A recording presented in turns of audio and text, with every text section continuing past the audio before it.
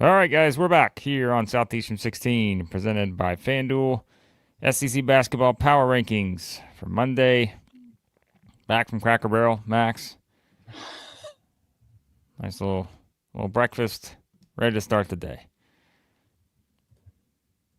What better way to start the day than a little bit of sunshine and hoops? Do you have sunshine as well, or is this just I? How's the weather? How's the Yeah, there's weather? sun. The sun is out today, so See, that's all that matters. yeah, ready to go. So yeah, appreciate Max doing a little solo yesterday. Max, not gonna lie, there's a big push for more Max Barr solo sessions. So Yeah, I don't know how I'm gonna like that because what happens when I go solo is I just start talking and then it's an hour later, and I don't know what happened. it's what the people want. You got to give them what they want, and we're gonna do that today with power rankings. As always, I think this time of year these get a bit easier. I don't really think there should be a lot of pushback, but I don't know the order, Max. Depends. If we got Florida at 8, there may be some pushback, but I don't see that happening. So let's get into it. Well, wherever you may be, if it's foggy, if it's overcast, if it's snowy, get rid of that for the next hour and just enter the land of SEC hoops. All right, starting the power rankings at number 16, a team that has been down here at 16 for quite some time now, Blake, after it was looking like they might have something here this year in November and December with Michi Johnson and company. South Carolina now has lost 6 straight. Not all 6 of these losses have been ugly. They do have that overtime loss against LSU in there. They held Texas on the road. It was a single-digit deficit there, but they had the midweek off here and then drop 89-75 in Tuscaloosa on Saturday. Well, that game was closer than we thought it would be. I'll give them that. But, yeah, just has not gone great for the Gamecocks. They have had some close games in that stretch, but, I mean, it's just kind of a different deal. I mean, it feels like we're so far removed from them having that ridiculous first half against LSU. Oh, I know. And you're just thinking, oh, man, like, could they be pretty competitive in SEC play? That was my thought. It has happened at times, but not for the most part, especially in some of these just top-tier type games. So don't look now. They play Florida tomorrow night on the road. Yeah, Michi Johnson is still doing Michi Johnson thing. He's got outputs of 26 and 35 in his last 3 games, but there's not enough consistent help around him. Speaking of LSU comes in at number 15. They have lost 6 of their last 7, with that lone win being, well, what do you know, in overtime against South Carolina. Past week for LSU went home against Arkansas at 91-62, thumping there. Arkansas put the beat down on the Tigers earlier in the week. And then on Saturday at Tennessee, LSU comes out of halftime, hits a few threes, no Deaton Thomas, no Max McKinnon. You're thinking, holy smokes, is Matt McMahon going to go on the road and pull this thing off? And then last 10, 15 minutes or so, Tennessee takes control of the game again, and LSU falls short. That was the last 2 games there for the Tigers. Yeah, it's kind of a lost season, as we said. I think injuries have played a role in that, but at some point, you just got to win games. And I think we all know where things stand with LSU, and there will obviously be some questions entering the offseason, and we'll just see if they can maybe play a spoiler at some points here along the way. I mean, they still have, who knows what that game on March 7th against A&M could mean for the Aggies. So could they play the spoiler, knock A&M out, something like that? I suppose it's possible. But otherwise, they go to Texas tomorrow night. That could be one where if they were to pull the upset of Texas, how that affects the Longhorns. But I don't know. Yeah, very interesting now to see kind of what happens heading into the offseason with LSU. It's going to be a major storyline because let's not kid ourselves, Blake. Dean Thomas, Jr., Jalen Reed, Jr., Mike Nwoko, Jr., Robert Miller, Jr., Jalen Reese, and Mozzie Mosley, freshman.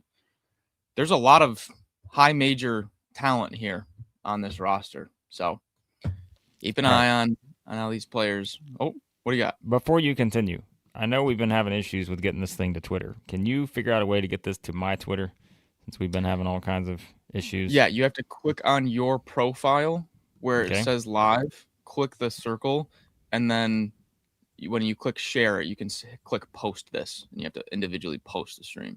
Okay. All right. It's a pain in the you-know-what. All right. Gotcha. Okay. Yep. That's all I needed. All right. Moving on up to number 14. We have, there's a little bit of separation here happening in the pack as Ole Miss drops the rematch between Mississippi State and the Rebels. What do we say at this point? I mean, is this also kind of a lost season at this point? 7 in a row now. Didn't quite have the injury bug bite them like some of the other teams down here in the rankings, but the lineup combinations, moving guys from starting lineup to coming off the bench, Malik Dia going up and down minutes in and out of the starting lineup. It's just kind of been a tough team to know what to expect you're getting from, and they've been right there in a lot of games, and then recently that is kind of fallen off. Back-to-back double-digit losses this past week, both at home for the Rebels. I mean, I think the bigger problem is, 5 of these 7 have been by 11 or more? Yeah. So that's an issue. Yeah, I mean, lost season for sure. I mean, I guess that they could win out, and you never know, but I just think at this point, yeah, I mean, they've lost by 12 at home to Mississippi State, 19 Alabama, 11 at Texas, 18 at Tennessee, 12 at home to Auburn.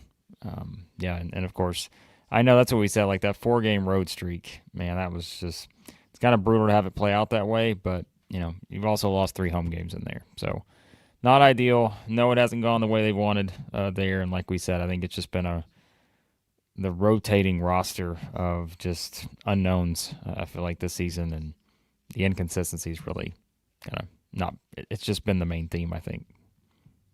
Yeah, I don't want to be Mr. Negative or anything, but I feel like Ole Miss's season has kind of been, it's got to be one of the biggest disappointments in the league. They were preseason 24th on KenPom. This was supposed to be a top 25 roster. Malik Dia, not cheap. AJ Storr, not cheap. Camerdine, not cheap. Good guy, bench guys that have played a lot of basketball. Keza Jiffa, Corin Johnson, Augusto Cassia, Corey Chest. A lot of people wanted Corey Chest from LSU last year. James Scott. I mean, preseason 24th. Right now they're 80th. So I don't know. Patton Pinkins, one of the better freshman prospects too. Be interested to see what happens with this roster in the offseason. All right. Now, the team that just handed them their last loss, Mississippi State, has gotten Josh Hubbard to look like Josh Hubbard over the past few games. Josh Hubbard now with back-to-back 30 bombs. That's 31 against Tennessee in a tight loss, 64-73, and then 32 points. Both the past 2 games, he's had at least 4 3-pointers. Josh Hubbard doing Josh Hubbard things, and when he is doing that, and you get a little bit of consistency from Mr. Achor in the front court, and you pick up a big-time win on the road. I see the old rankings decided to give Oklahoma a bit of a boost here, huh? They Ahead did. of Mississippi State? They did. Interesting. I remember somebody winning a game against Oklahoma not that long ago on January the 7th. Anyways, the Sooners are surging, as That's right. Wildcats says here, which we can go ahead and tie this in. We know they're going to be number 12. Yeah, I can't imagine they're any higher than that. 12. Yeah, I had the order swap, but I mean, look at Oklahoma's. If we're talking about the best win of this group, Oklahoma's got the best win at Vanderbilt. Then they just beat, a bubble team in Georgia now by 16 at home. So yeah, I think, even though Mississippi State won the matchup earlier in the season, we always say head-to-head just can't really have that much of an impact necessarily at this late in the juncture. But Yeah, man, I think, for Mississippi State, that was a surprise one. We weren't really expecting them to go in after they had lost to Ole Miss at home. Josh Hubbarded is back. And, for Oklahoma, I mean, that's the thing. Like, if you're an Oklahoma fan, you're frustrated. You're like, we're 1-9, but hey, so you're telling me there's a chance. We got a little hope here now. Look, it's a realistic conversation here. If you're an Oklahoma fan, what do you prefer how the season ends, right? Because I feel like there's so many people that were set on, should we just make a change? Should we start a new era? But now it's like, hey, this team's built some momentum. They're at Tennessee on Wednesday. That won't be easy, but then they got back-to-back home games against two teams that are struggling, in A&M and Auburn. Then they're at LSU. Like, there's a chance for Oklahoma to get on a bit of a run here down the stretch. So there is now it's a little bit of a smaller sample size. So if you go back 4 weeks, Oklahoma has the 11th ranked offensive efficiency in the country. Their defense might be in the mid 100s, but the offense has been as efficient as it gets. If you just tighten that up one more week to the last 3 weeks, I'm going back to Monday, January the 26th here, 3 Mondays ago. They have the number 2 offensive efficiency in the nation over the last 3 weeks. Put them in the tournament. Does Oklahoma? I mean, put them in. They're playing good offense, knocking down outside shots. It kind of what can we call Mississippi State and Oklahoma? Kind of your I don't know what to call them, but it feels like they are still well on the outside looking in. But when you compare them to, LSU or South Carolina, feels like they have a much better chance at playing spoiler here down the stretch. You can see them getting to a Thursday interesting scenario in the SEC tournament. Like, yeah. You could see them get a little hot in those first couple games maybe and do some things. You could see that. Picking up a little bit of momentum there. All right. Sean's comment. What do we call them? Sean, just blatant, just disrespect. No one in this conference is a loser in my eyes. Okay. Well, you are a loser if you don't win the basketball game. And that's what Georgia didn't do this past week. They home 86-66 lost to, you guessed it, Florida. No shame in that. However, probably the worst performance of the season, just in terms of, what the pregame spread was and then what the final ends up being, how the game played out, with how close it was at halftime. 94-78 loss at Oklahoma there. I believe it was it might have been an 18-0 run or something close to that for Oklahoma there. Just absolutely run away from the Bulldogs there. Georgia here, losers of 5 of their last 6 now. Do we know Jeremiah Wilkinson's status? Mike White was asked in his post game, and he said, "I have no clue." He said, "I wish I had something for you." Well, that ain't great. Yeah, we didn't get anything. Yeah, their upcoming schedule, of course, they're at Kentucky tomorrow night. We'll do the prediction for that right after this for our members. And then they host Texas on Saturday, which is, here we go again, like another huge game for Georgia. They feel like they've got to have that one. If you looked at, what's the updated Torvik? I assume we have that. I don't think we had that on Saturday when we were recording, but what's their percentage? You said it, I think entering the game was like 74, 75, but I'm sure that's down to. It actually hasn't updated yet. Not yet? Okay, no update. No. So, yeah, I would say it's probably closer to 50-50. Probably closer to 50. What about Bracket Matrix? Let's check that out. Bracket hasn't updated either. Monday morning. See, everyone's slow to get rolling on a Monday morning. Greasing up the wheel. Max Barr is doing a solo live stream at 8 Eastern on a Sunday morning. And you're telling me we can't get these brackets and advanced analytics updated? Come on. Don't people know? Can't you smell it? Yeah, did you leave the oven on, honey? No, that's just March right around the corner, folks. It's got a very distinct smell. Yeah. All right. Well, sniff test aside, Georgia is struggling. They got to win some games. We'll see if they do it tomorrow night. We'll have our prediction coming up. Kentucky, Georgia.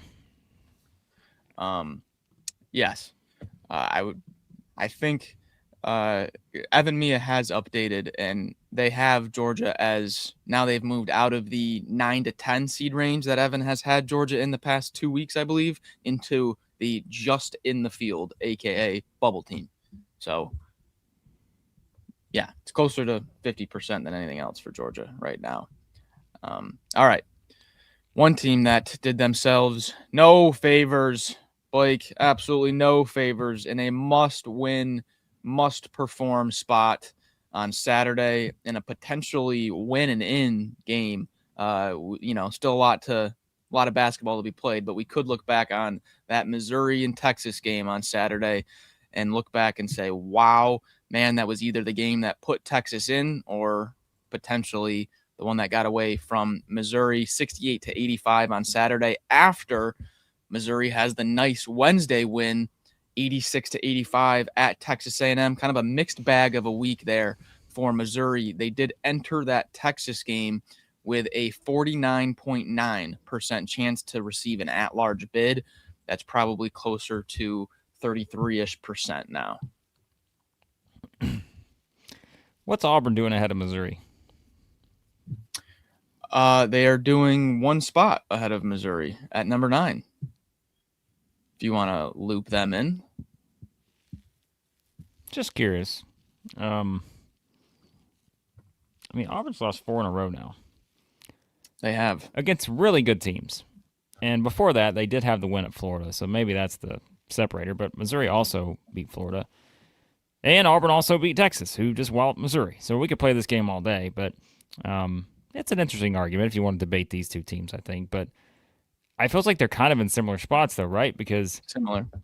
Like Auburn, of course, the biggest difference is the strength of schedule.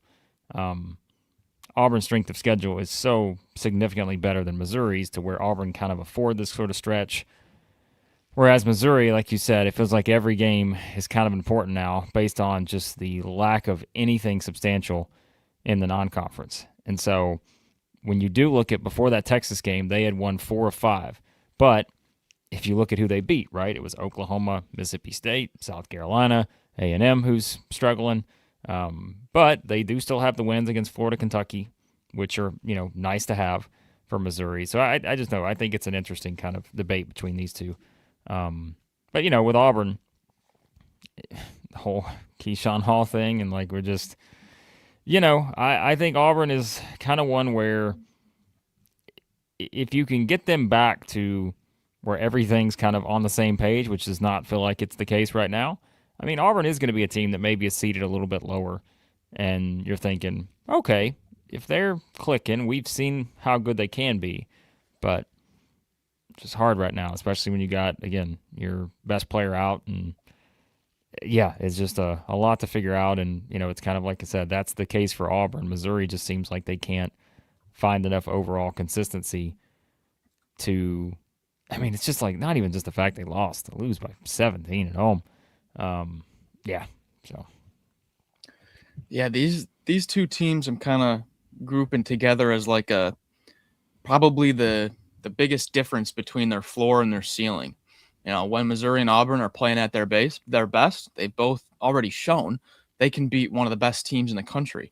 And when they're playing at their worst, they can look really bad. So it's two teams that are really tough to get a read on. How they're going to perform through 4 consistent games. They struggle to even put together 40 consistent minutes. As for the Keyshawn Hall stuff, it's disciplinary. I'm hoping he responds well to the coaching and is back next game. But Stephen Pearl did make sure to say that he didn't come out and just say this is a 1-game thing and he'll be automatically back next game. I think it's kind of more up to how Keyshawn responds. But it's a disciplinary player coach thing. We don't really know all the details there, right? So both teams have opportunities here to jump up 5 spots in these rankings. If Auburn comes out next week goes to Mississippi State and wins, and then and the home game on Saturday against Kentucky, they win that thing. They're jumping up multiple spots in these rankings. So 2 teams here for me in Missouri and Auburn that, man, if they're at their best, they're really good, but that floor drags them down with the inconsistency. Auburn has more room for error because of their strength of schedule. The committee's going to give them a nod if it's close for them, which I don't, right now I think they're still okay. But like Missouri, they're not going to get that benefit. And people are asking me on Twitter about Missouri. Well, don't forget they played without Jaden Stone and so Trent Pierce. Like how those games will be factored in, they will be factored in. But folks, you can't sit here and argue to me that Missouri should get a pass for the 40-something point loss to Illinois or whatever it was, even without those guys. So you know what I mean? Like that's not gonna. The committee's not gonna look at that and be like, oh yeah, that's why they lost by that. So I think Auburn, again, the strength of schedule really going to do some work for them. But Missouri, you can't leave that little doubt because, you really have got to. I think it almost feels like they have to win on Wednesday. I'm not saying like season's over if you don't, but that would just be a significant step in the right direction against Vanderbilt. But we'll see. Yeah, Missouri with a little bit more kind of like the quad 1A opportunity left. Yeah. Still quite a few opportunities. Okay. Another team that has been on a little bit of a skid here. 4 in a row now for the Aggies of A&M, who come in at number 8 in the power rankings. 4 good teams, at Alabama by 3, home against Florida by 20. There you go. 1 point at home to Missouri, and then the 13-point game on Saturday, 82-69 on the road at Vanderbilt. You thought going into that game, hey, potentially a up and down high possession game, guard oriented. Vanderbilt without 2 of their key pieces there in the backcourt could be an opportunity for the Aggies. Tyler Tanner says not so fast. Vanderbilt takes care of the rock, efficient offense, and leads themselves to a win. A&M now won 4 in a row, and then now have dropped 4 in a row. Yeah, they're sliding. Like we said, I thought they had a decent opportunity against Vanderbilt on Saturday. Got beat by 13.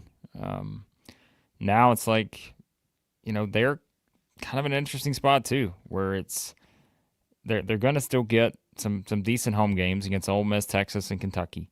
So those can be significant. You've got some of the tricky road games now, like at Oklahoma and at LSU. Those are going to hurt you if you don't win those. And they've got a game at Arkansas. So, that can kind of change your season too. But, yeah, I think we said on Saturday, my biggest thing is like they're not really imposing their style on other teams right now. And I think that's the difference. They were able to do that against some of those teams, like the South Carolinas, Mississippi States, and, even Georgia. But they've not been able to do it against some of these better teams. So, got to start winning some games again at some point. But,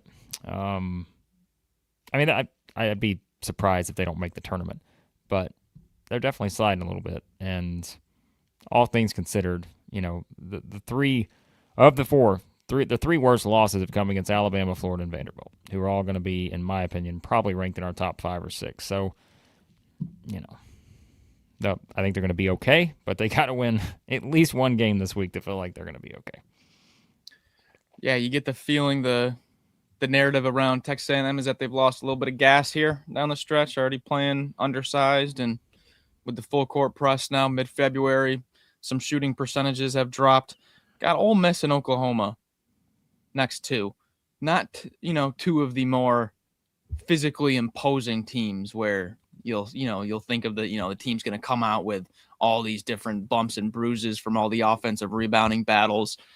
I'm interested to see how A&M pops up out of this next week, because the last 4 games, Arkansas, Texas, Kentucky, and at LSU to finish. Kind of a tougher remaining 4 than these next 2. So let me see, maybe, I'm still holding on to a little something with A&M. If they can get the legs back, start knocking down a few more outside shots, and then maybe get their confidence back a little bit. But yeah, definitely sliding. Okay. Now it's we kind of got a development here, Blake, where the two Texas schools have really made it not too fun to play them when you're looking at what they bring to the table. Bucky with the press, tons of up and down fouls, ticky-tack, turnovers, jump balls, guys falling all over the place, frustrations brewing, and a lot of the same there for Texas. No full court press there, but man, they're going to get you in foul trouble. Voki Titus, Traore, and Swain are going to smash into you all night long. Texas, it has been Oklahoma, South Carolina, Ole Miss, and Missouri, but that is 4 in a row for the Longhorns here through early February. We mentioned with Texas, they had a really tough start to their schedule, but they were going to have a break at some point, and they've kind of had their break over the past couple weeks. Not to discount anything they've done, but if you look at the opponents and how many of these guys we've already talked about, their last 6 games have been against Georgia, Auburn, Oklahoma, South Carolina, Ole Miss, Missouri. We've talked about all those teams thus far. They lost the game at Auburn by 6, beat everybody else. And so that's what you got to do. If you want to move up in the standings, you want to get yourself closer to the NCAA tournament, beat those kind of teams. And so they have. And, the most impressive of the bunch was definitely the one they just had, to me, at Missouri. That was their most impressive game, I think, in that entire stretch. So good place to be, hosting LSU on Tuesday, which, again, is a game that's probably not going to do a lot for you. And they get the rematch with Georgia on Saturday. But if they were to win these next 2, then I think if you're Texas, you're just saying, all right, hey, if we can find a way to go 2-2 in those final 4 games, home against Florida, at A&M, at Arkansas, home against Oklahoma, which you should circle the Oklahoma one was, all right, we got to win that one. Just grab one of those other 3, they're in. I don't think there's any doubt. So, yeah, looking back to rewinding all the way back to late November, 16 of 32 for 50% is what Texas shot from 3 against NC State in a big win. And now after that game, I said, that is a fluke. I believe fluke is the word I used. Said they are not that shooting team. Well, maybe 16 threes for 50% is a little bit of a fluke. I think the next highest they've hit all year is 12. And I don't think they've reached 50% since. But I was listening to Sean Miller's post-game press conference this morning, and he said something that I was like, you know what? It made me think. He was like, if you told me before the season, we're going to assist as little as we do, we're going to shoot threes as we're not, the opposite of high volume. We're barely going to shoot, and we're not going to assist on anything. It's all going to be individual plays. We're not going to be able to score. I said, it's impossible. But here they are with the 6th highest offensive efficiency in KenPom. They crush you on the offensive glass. They put you in an absolute grind trying to not foul in and around the basket. And they've got guys that can make one-on-one tough shots at all 3 levels. Swain, Pope, and Mark can all take you off the dribble, pull up and bang a 3 in your face from outside, or they can go to the mid-range and knock it down. So it's like a complete unusual method to offensive success, Blake. But, heck, the roster is what it is, and it's working for Texas. All right, before we get to the top 6, let's quickly shout out to a few people. Joshua, new member here at the channel, daily listener for years. We appreciate Joshua jumping on in as a member here at Southeastern 16. Don't forget, you guys can do the same. I'll drop that join button in here, and hop on in. Remember, if you become an MVP or legend, you get to sit in on our predictions live, get all of our bonus content, all that good stuff. So don't forget to do that, as we will go make our predictions after power rankings for Tuesday night's games live for our members. So check that out. And also, shout out to Baller. Hey. What a great name. What a great name. $5 super chat. Enjoying the content. Wish basketball lasted all year. Well, it does. It lasts all year here. Listen, all year around here at Southeastern 16. Max and I were joking because last week, since I'm a madman, I went ahead and made our schedule out through next November.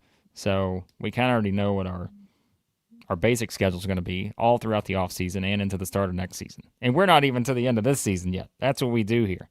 We're all in on our basketball stuff. So we've got big plans all the way, again, through November so far. So planning ahead, we appreciate you guys. But all year long here at Southeastern 16. Happy Face is here, $2 super chat. Says Auburn won't lose another game. Back. I just get those out of the way and then come back and say they won't lose again. That's what you do. So it's a happy way to look at it. Here from Happy. $10 super chat from Josh, America's Weatherman. Wants a little woo pig from Max Barr. Don't let the hogs get hot, says Josh. So there you go. We appreciate, as always, the super chat. And how about Phil? He's here, coming in late, but Phil says he's had no voice pretty much for 2 weeks. An annoying sickness. The thing is, mine kind of dipped a little bit yesterday, but it's one of those where, like, after I'm getting back into the groove today, Max, it's tomorrow. I can already tell you, like, his voice is going to be a little rough. So we'll give it a shot. So, all right. Holly also asked, any previews outside the SEC this week? We'll probably grab a few. We couldn't get to the Houston Iowa State one today because that just timing wise it didn't work out. But quick turn around there. We'll get to some this week. We've had some fun with those. Some of these we don't always get right, but we have fun talking about the games.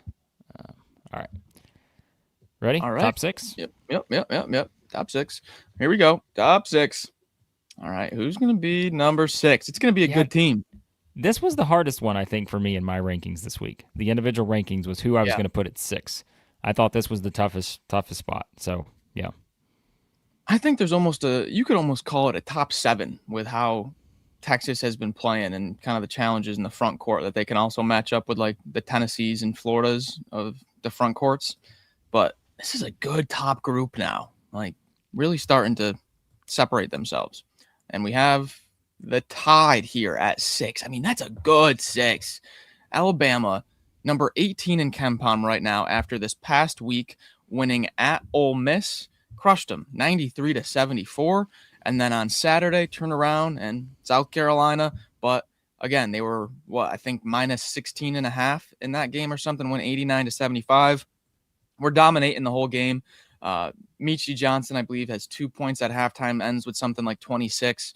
Nate Oates, fiery about the second half or the lack of second half defense. Alabama ends up winning by double digits, and you get to come away from the game, kind of with a nasty taste defensively in your mouth, wanting to improve, ready for this big Wednesday game. Alabama now, would you look at that? Winners of 4 straight, Blake. Well, and that's the thing is, like, you see the reaction from the chat. Some people are shocked that Alabama's at 6. But I guess here's my question: who do you put them ahead of right now? Do you put them ahead of the Tennessee team that beat them in Tuscaloosa? That's the problem. Because that's the thing. When you start to get to this level, this is where I was like, okay, I felt like I just kept going down the line. Like, all right, there's a close gap there between these two. Head to head. Boom. Next. Like, I mean, I think that has to factor in. So, yeah. I mean, we're talking about a team that's won 4 in a row. Beat A&M, beat Auburn, beat Ole Miss, beat South Carolina. Now, some of those teams are not doing them any favors right now. And that's where, again, like, you're starting to measure, like, strength of win and all that stuff. Yeah. So, but, yeah, I mean, Alabama is, just as we said, when they were 4-4, the thing I kept pushing, I think they have a great chance to be 9-4 because they're going to play Arkansas at home on Wednesday. Arkansas has been great, but that's a tough game. And so if they go to 9-4, then look after that at LSU, home against Mississippi State. I don't think Alabama's going anywhere in this SEC title race. So they may be 6 in the power rankings, but a lot of that depends on like head-to-head right now and all this other stuff. I'd love to do the 4-way tie between the 8-4 teams in the tiebreakers, but I haven't done it yet.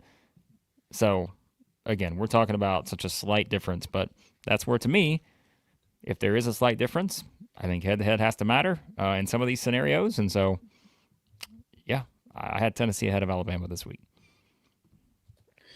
Yeah, not by much. I believe I had Alabama at 6,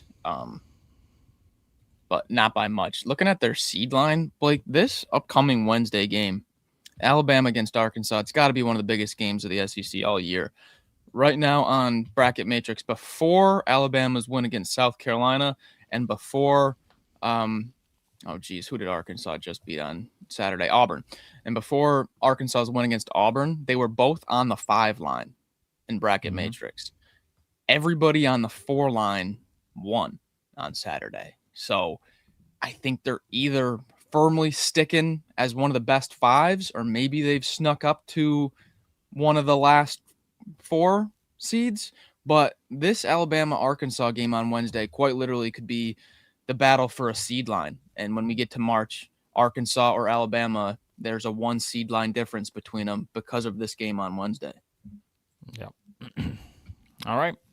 So the Tide. Hold on. Let me quickly look at Alabama's odds at FanDuel to win the SEC. Yes. Florida's going to be the sizable favorite. Yeah, minus 900 for the Gators now, but Alabama's at 4th at plus 5,000. So, okay. I mean, look, just throw $5 at it. I mean, they're gonna keep winning games here based on their schedule. If they win on Wednesday, that number I think is going to jump up a little bit because you then look at their remaining schedule and you see a path.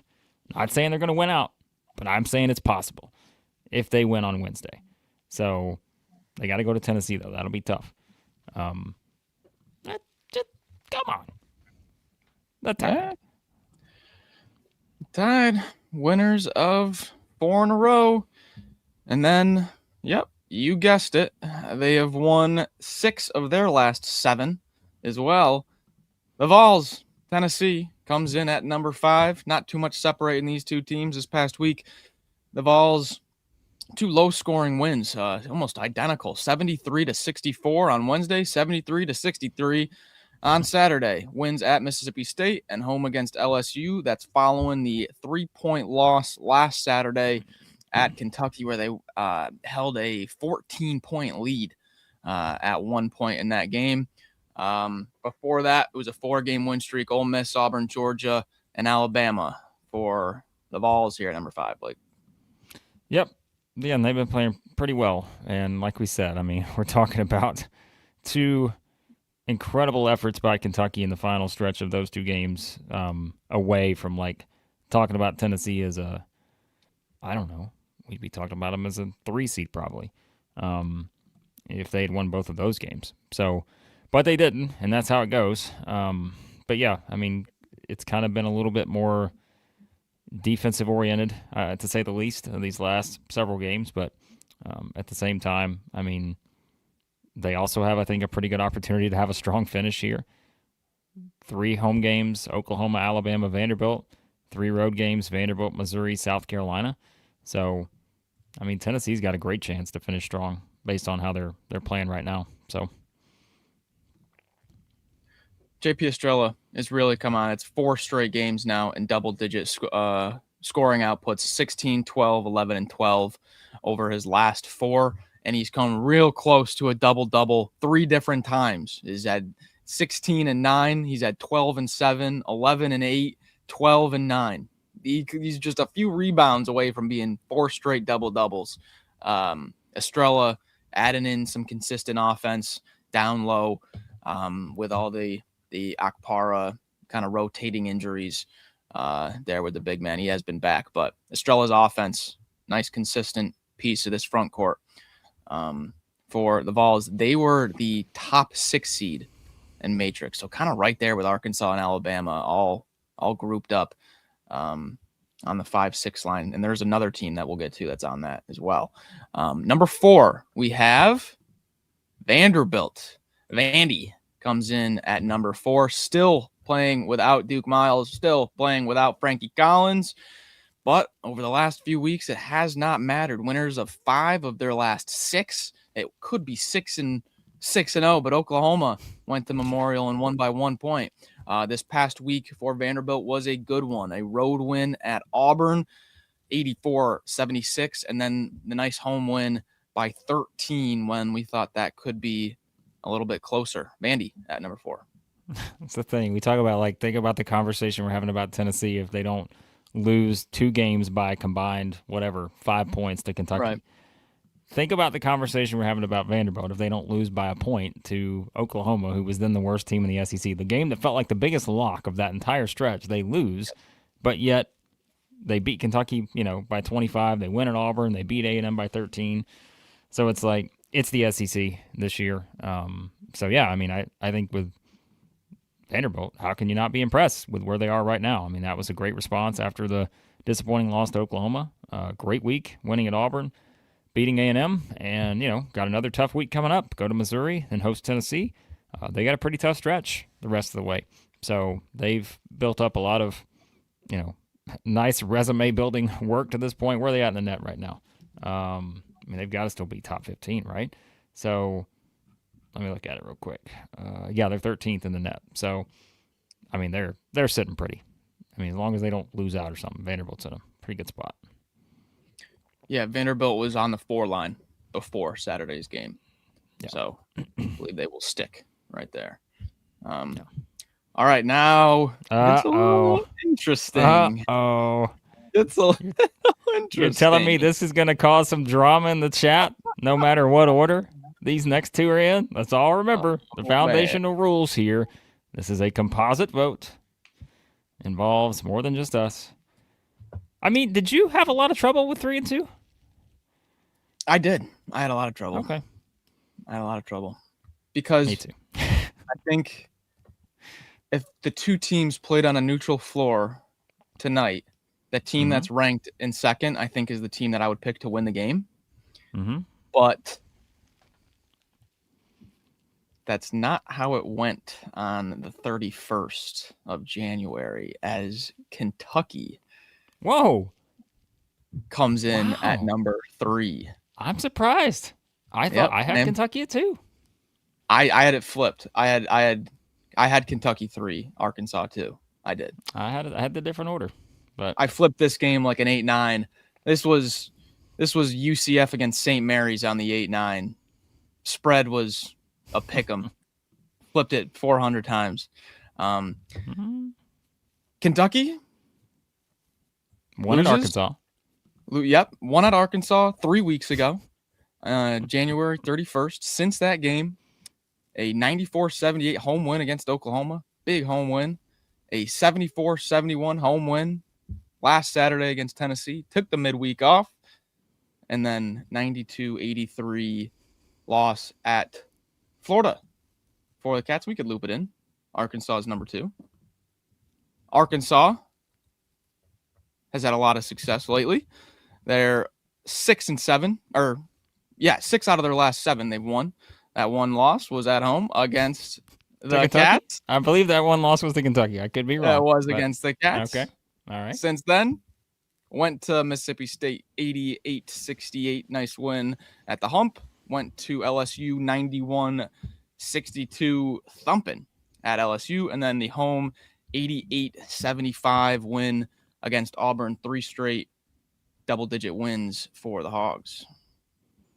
I mean, again, we have fun with this. Again, we both had different votes on it, and I think you can argue both ways. But like I said, I think when in doubt, I do go to the head-to-head if it's a little more recent. Now, if they had played on January 3rd or something, I probably wouldn't have factored in as much. But yeah, because it was a debatable one, I flipped it in Kentucky's favor because I don't think you can really.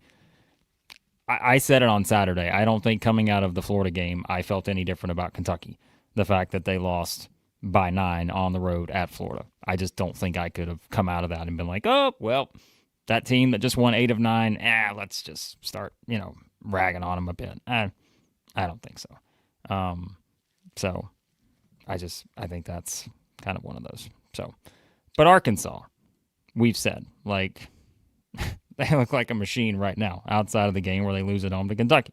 So, both these teams are really good. Both of them, I think, seeding-wise, are going to be in a good spot just based on, their recent success and all that. So, yeah, I'm not going to sit here and go into like this is some kind of huge debate over, one is definitely true and one's not. So, yeah, Luke, I'm a closet Kentucky fan because I picked the team who won at Arkansas and ahead in the rankings. I don't really think that applies here, folks. So, guess what? That's why it was tough for me.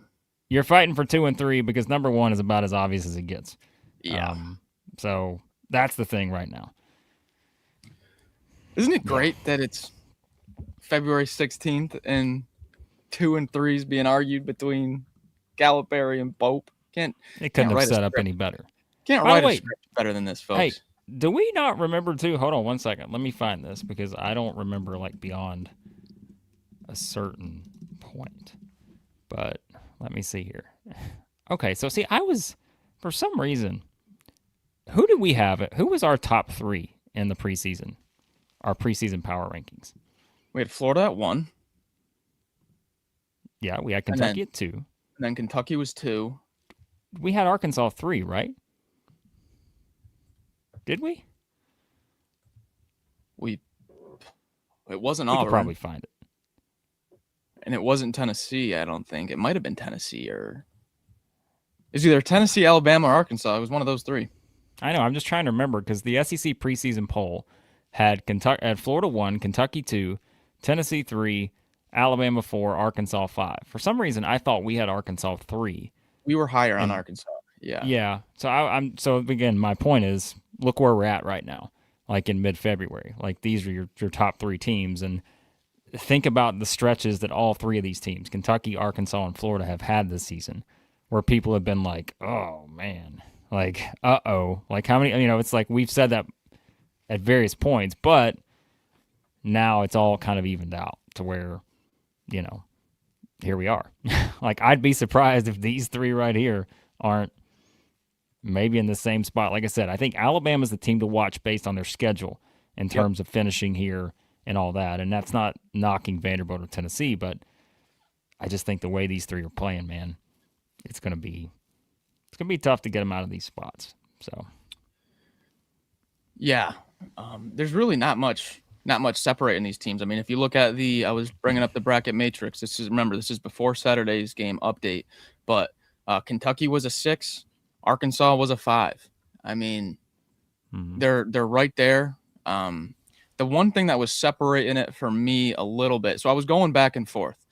Head to head, you have the Cats taking that win, but Arkansas has been so good over the last 2 weeks. They've been crushing teams. When you do Torvik for the last 4 weeks, Arkansas is number 10 in the country.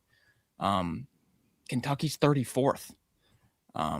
When you go to just the last 3 weeks, if you want to make it even a little bit tighter of a sample size, just back to the last 3 weeks, Arkansas 11th in the country, Kentucky 31st.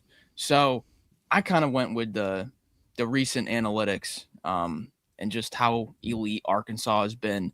And I think the emergence and consistency of Brazil has changed the interior of this team. But I mean, it's like splitting a slight hair. If it was Kentucky against Arkansas in the SEC, tournament, I would make that line like Arkansas -1. I mean, I'm talking like I think these are 2 teams that have found their identities. They've narrowed their rotations down to 7, 8 guys that are all playing their roles really well.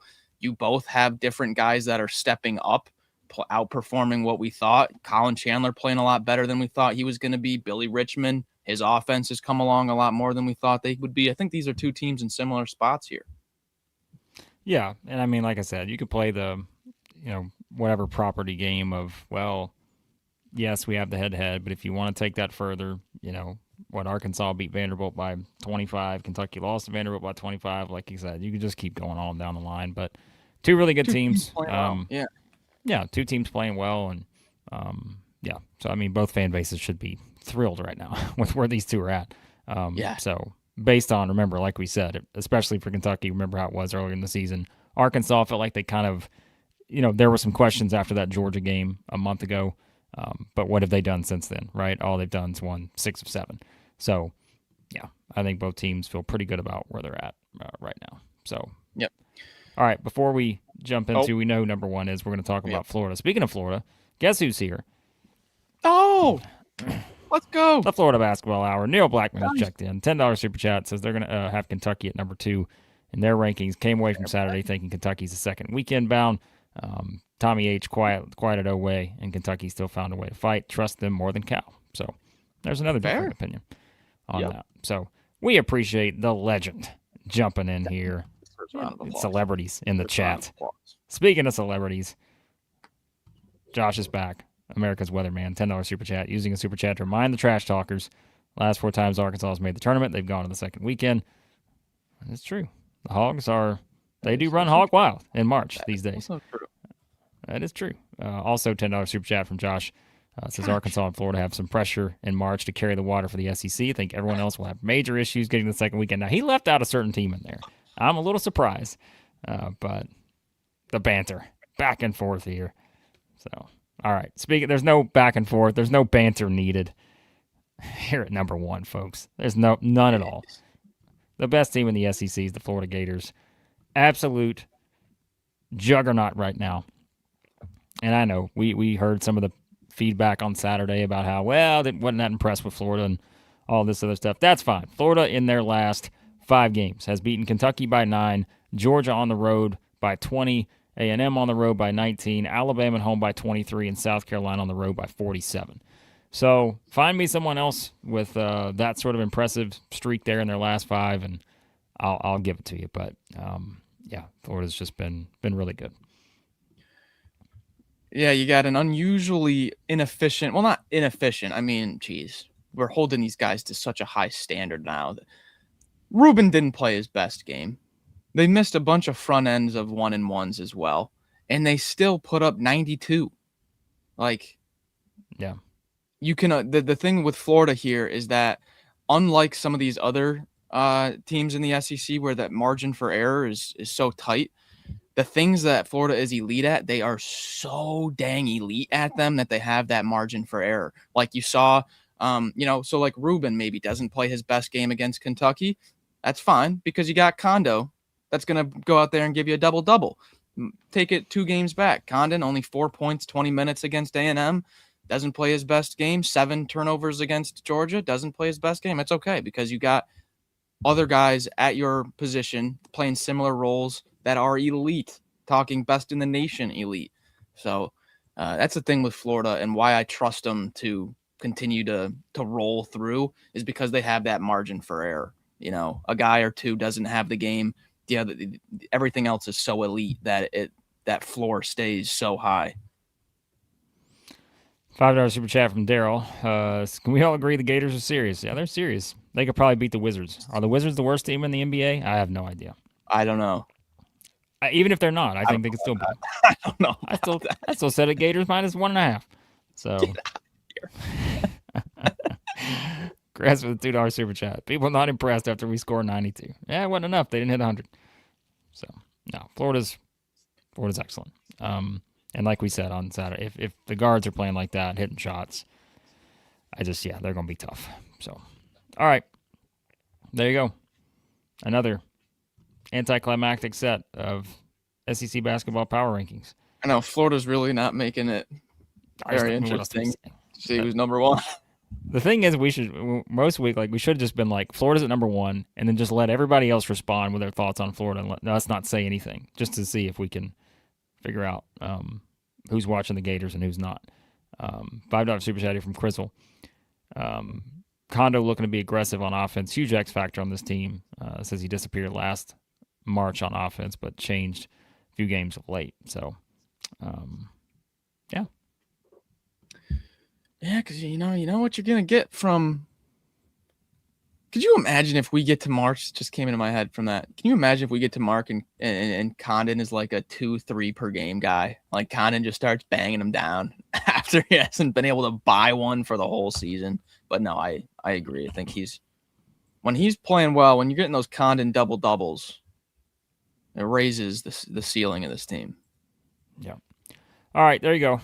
Power rankings, and we're going to hop off and go do our predictions live for Tuesday's games. Kentucky, Georgia, Florida, South Carolina. Why am I forgetting the other one? LSU, Texas? LSU, Texas. That's right. We're going to go do that for our members, so be an MVP or legend. You can jump in, watch live on that. Quickly tell you about our new sponsors we talk about all the time, and Collar. Tremendous stuff over there. Performance menswear brand. Make polos, button-ups, quarter zips, pants, you name it. Stretchy, affordable, make you look good. They invented the Workleisure. Stain resistance, comfort, Wrinkle-resistant. They're lightweight. The price is great. It gets even better when you use our code SEC16. SEC16, 16% off over at andcollar.com. Also, head over to ROKFORM, ROKFORM.com. The world's strongest magnetic phone case. Extreme protection, super strong magnets, Rock Lock. Secure mounting. Rock Lock at number 1 this week with the Florida Gators.